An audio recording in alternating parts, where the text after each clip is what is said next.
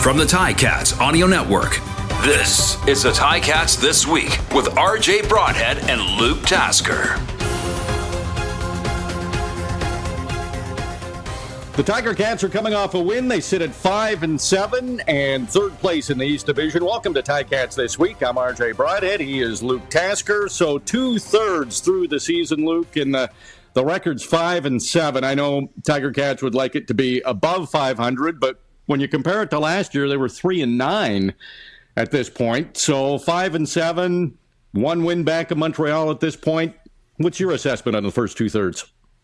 Well, it's getting more exciting to watch this team as the season goes on.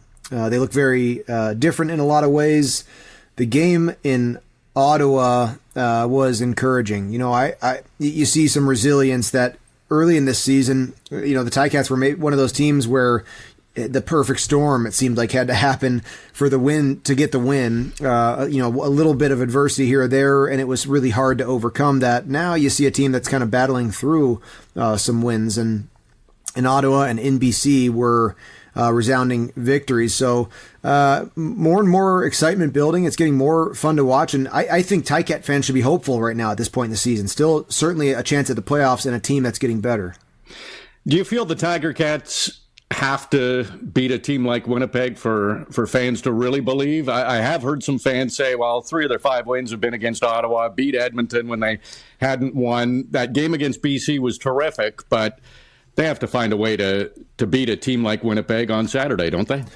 Yeah, it's just that BC, you know, I don't want to write that off either. That was out in Vancouver, and they are a very good team. The Lions are, I mean. But Winnipeg and, you know, especially, you know, this sort of franchise and Winnipeg's history and its, you know, relation and, you know, recent history with the Ticats, including 2 Grey Cups, it is sort of an emotional one, and it would be a really, it would be sort of a season-changing win again to win against Winnipeg. But I kind of said that again about BC and the win in Ottawa. Those were both sort of season-defining, and those feel great. And so, you know, it's hard. You can't hang your hat on one game. If they take a loss and then bounce back, they're still going to find themselves in the mix. But there's no doubt how positive a win at home would be. And too often we've seen the Ticats struggle at home. You know, it just hasn't they haven't come easily at Tim Hortons Field for whatever reason. But a win against a very good Winnipeg team, and now you look very different as you chase down Montreal and Toronto. I don't know if you've noticed, but there's been a lot of Tiger Cats first down brought to you by Active Green and Ross. The Tiger Cats keep it rolling. It's been said a lot lately. By you. Yes, but 3 straight games, Tiger Cats have had 20 or more first downs. What's interesting about that is in their first 9 games, they only had 2 games where they had 20 first downs or more. So they're really starting to string some drives together. They're putting up points. I think in their last 3 games, 42 points and 5 touchdowns in the fourth quarter. They're averaging over 27 points a game in their last 3 games. If you do that, you'll win a lot of football games. So what are you liking from this offense lately? Well, I think the easy place to start is Taylor Powell. I mean, it was just heartbreak after heartbreak. The first half of this season, watching different quarterbacks get hurt repeatedly. Bo Levi Mitchell coming back into the lineup, getting hurt. Matt Schultz in and out, taking a really bad, what looked like a really bad injury in Edmonton.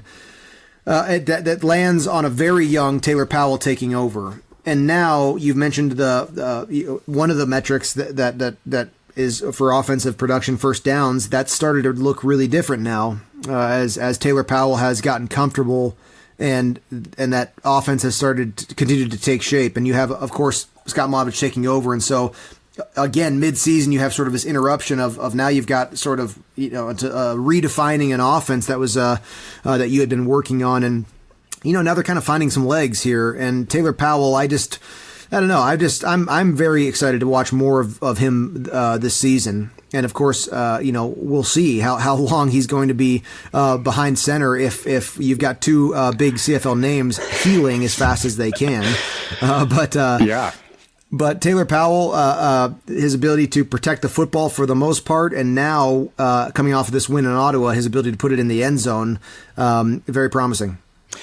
Couple of interesting things. Bo Levi Mitchell, the only game he's finished as Tiger Cat was game 1 against Winnipeg.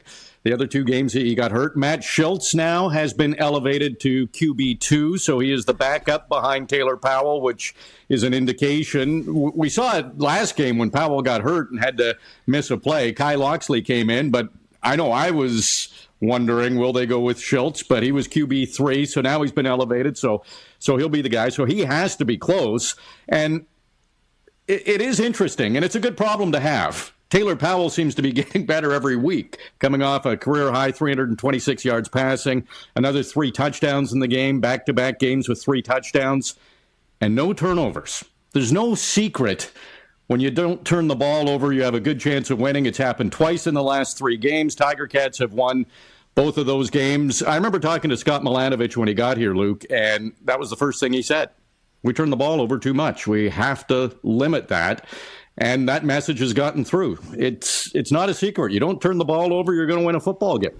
Yeah, and it seems like a message that Taylor Powell internalized right away in his career, and smartly. So I think it's a problem that so many quarterbacks have to overcome, and then they can start getting better at their reads and quicker at making decisions and stuff. But the first thing they have to do is just hold on to the football. I just love watching a quarterback who is very intent and serious about ball security, and Scott Milanovich wasn't kidding. That was one of the first things that you noticed is was limiting turnovers and slowly progressing in the right direction of the turnover ratio throughout a season, and then we started to see their pass game sort of blossom and develop, and some of these receivers start getting involved with Taylor Powell. So, I'm pretty hopeful to see more of that. We did see too many sacks early on in Taylor Powell is what I mean, and that's been on the right pathway as well, and that combination of an offensive line working with a quarterback to take advantage of all the time you have. Part of the problem with in the passing game is a quarterback has to feel comfortable for as long as he can feel comfortable, but everyone's going to at some point tuck and try to find a way to escape if they can. Some of the best quarterbacks can stand in there until there's almost no room around them, but in a sense they're still protected, right? It's a sort of a trust and a sort of a living, breathing system in the quarterback pocket is, and so I'll be interested to see if that trend can continue on the right path, which it has been for since some of those early games with there was a time where we saw 7 sacks on Taylor Powell. Yes, he has limited that, and he's developed some real chemistry with Tim Whitehot. I've changed his name to Tim Whitehot because perfect timing too. Finally, he's scorching out there. 180 yards receiving, 4 touchdowns in his last 3 games. We talked about Taylor Powell in that long pass. He had 2 long passes to explosive plays to Tim White.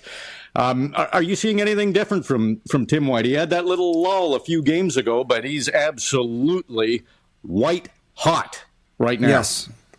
Really impressive 2 games in a row here. He actually had a great performance at the Labor Day Classic, which, of course, was a heartbreaking loss for the Ticats. But if I had to point out a thing about his game, a technique kind of thing about his game, I've been really impressed with his catches in traffic. He's been making some catches when he is being disrupted, when he's running in between defenders.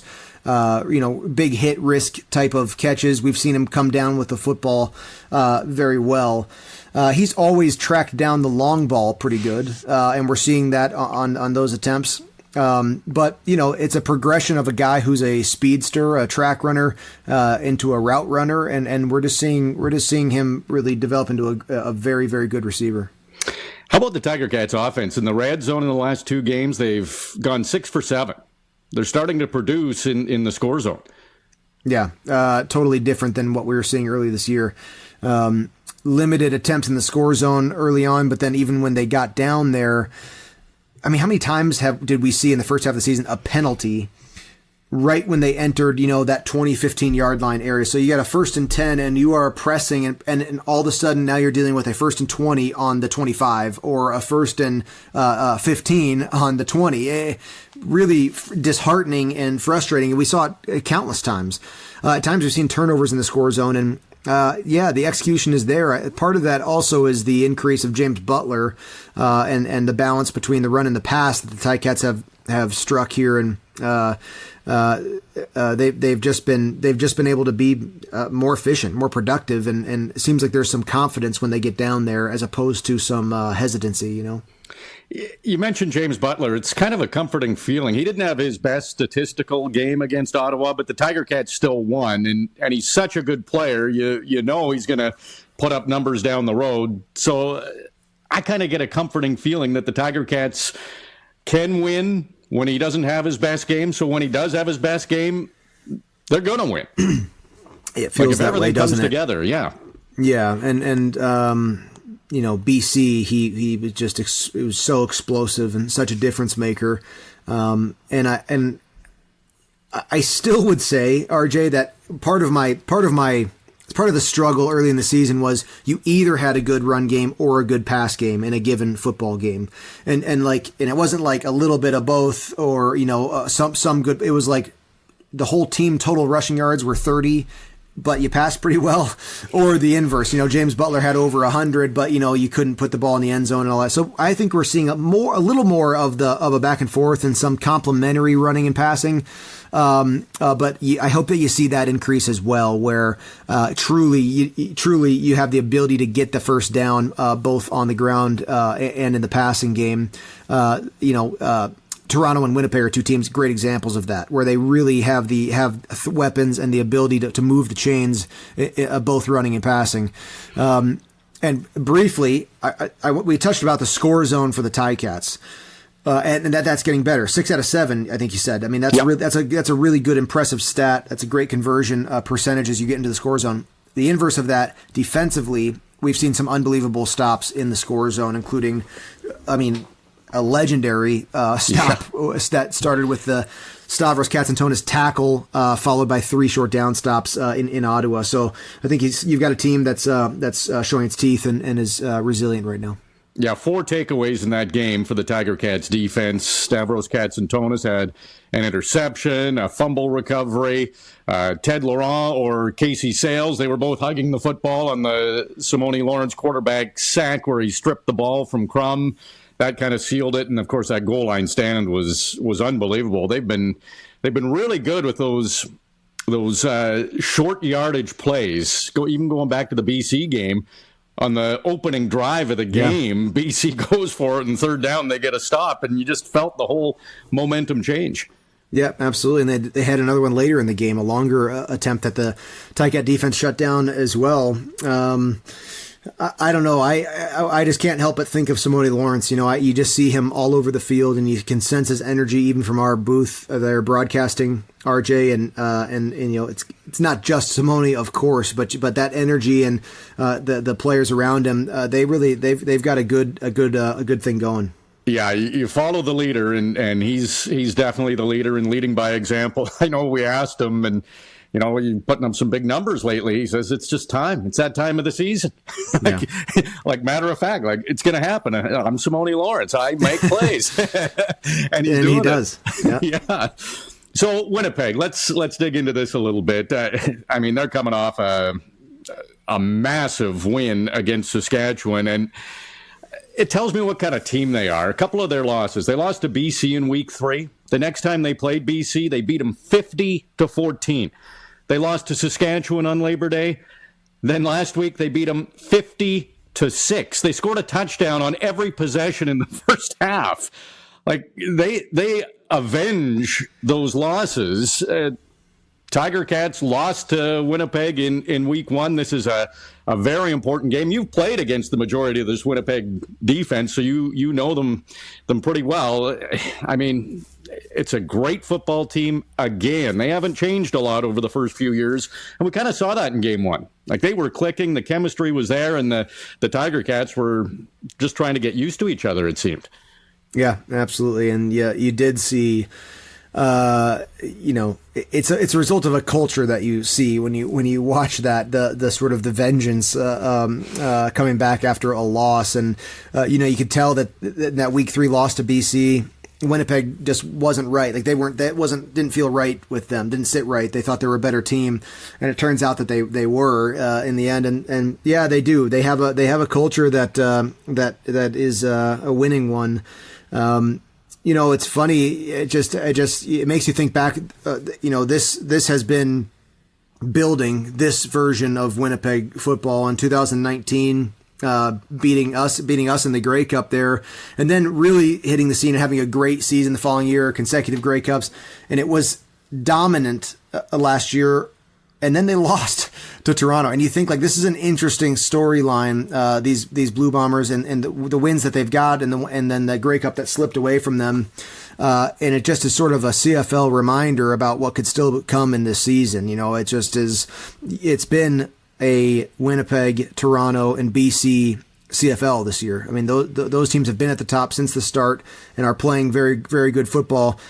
And oftentimes that's just not the way that it ends up falling in the end, at the end of November. And so, the Ticats are all you can say is that they are on the right trajectory towards what it takes to be a Grey Cup team.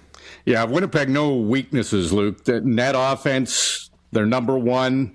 They've allowed the fewest net offense against in the CFL. Tiger Cats are 7th and 8th in those categories, and they dug themselves a hole statistically at the start of the season, and it seems like they're starting to correct that a bit. But Winnipeg's already clinched a playoff spot. Is that maybe a good thing for the Tiger Cats going into this game? Yeah, I'd say so.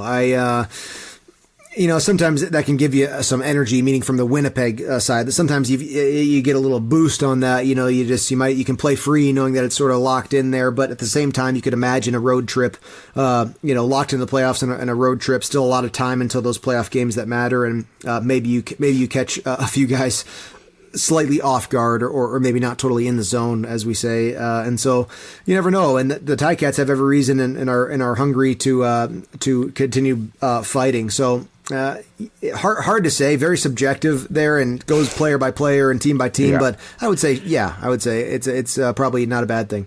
Yeah, desperation is something the Tiger Cats still have, trying to get into the playoffs, and we know that's going to be a fight right to the end. And Winnipeg maybe doesn't have as much desperation.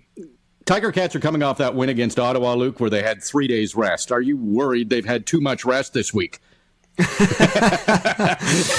Apparently they do best on a half week. Boy, I would think they took a real deep breath and were able to take an extra ice bath and an extra day off. Probably not a grinding week of practice this week, as they're sort of still coming out of that. But no, more film they can watch and more you can do, the better. So well timed, I think, to enter a Winnipeg game at home. Some interesting things to talk about with the Tiger Cats depth chart. Richard Leonard, we saw him get injured in the last game. He's on the one-game injured list. So Dexter Lawson Jr. comes in. Fraser Sopik is back. He had a fumble recovery in that first game against Winnipeg, so he'll be a nice addition. Dylan Wynn got hurt again, so that is unfortunate. He is out, but Jagarrett Davis is going to be back in the lineup. So he was traded, came back, didn't hear much of him, and now he's back. So I don't know. You played with Jagarrett. He might be a little motivated here to make an impression back in the lineup. Yes, I did. JG is you just never know. He may get a pair of sacks this game. Depends how much that defensive line is going to rotate, but he's back out there, and on game day, Jagarrett turns it on, and we'll see what it's like. And well, first of all, we'll see how much time he gets out there. I mean, it has been a very sort of rocky season for Jagarrett so far, with, like you mentioned, the almost trade, and that kind of stuff can be tough on a player too. Just I don't know, call it lifestyle changes, or off the field, I guess, stuff that weighs on you, but. It's sort of like all things are right now. He's on the field and has a chance to make a difference in the game, and I've seen him do it many times. Yeah, all Tiger Cats fans have, and if he can get after the quarterback, that is fantastic. We'll wait and see how much he plays on Saturday. Offensive line is interesting, too, for the Tiger Cats. In the initial depth chart, Brandon Revenberg is at left tackle. Jacob Zod is at left guard. And then the fullback category has Sean Thomas Erlington, Felix Garon-Gauthier, Bailey Feltmate, and then offensive linemen Dayton Black and Joel Figueroa. What do you make of that configuration?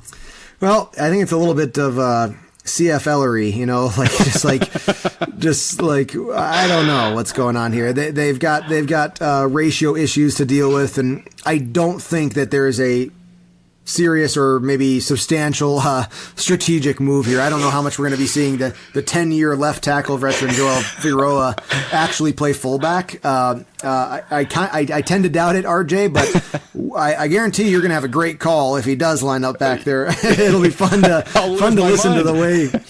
listen to how you calling about number 61 lined up in a 3-point stance in the backfield. But we'll see. I tend to doubt it. I think we're going to see a lot of rotation between those offensive linemen. All right, and just finally, Luke, what were you doing a year ago? 1 year ago, Game 13. I believe was one of the most exciting games of the season against Winnipeg. Yeah, isn't it something? Game 13 again. Amazing. Starting the final third of the year, it's Winnipeg in Hamilton. And that kind of was the springboard for the Tiger Cats in that 5-1 final 6-game stretch where they got themselves into the postseason. Can they do it again against Winnipeg? Absolutely, they can. You've got to be able to ebb and flow a little bit with Winnipeg. I don't think you're gonna come out there and hold them to 3 points in the first half like you were able to do against Ottawa. So you're going to have to put points up, and that defense is going to have to make a few plays. If you can win the turnover ratio against Winnipeg and capitalize on offense, there's no reason they can't do a second year in a row have a home field upset against Winnipeg. All right, we'll have you all set on the Ticats Audio Network before the game. That's Saturday morning. Be sure to listen to Ticats Game Day with Courtney Stephen and Mike Daly. Bubba O'Neill and Andy Fantus will have the pregame show at 3 o'clock. Luke and I will have the call at 4 o'clock. Hope to see you at Tim Hortons Field. If you can't be there, by all means, listen to the Ticats Audio Network.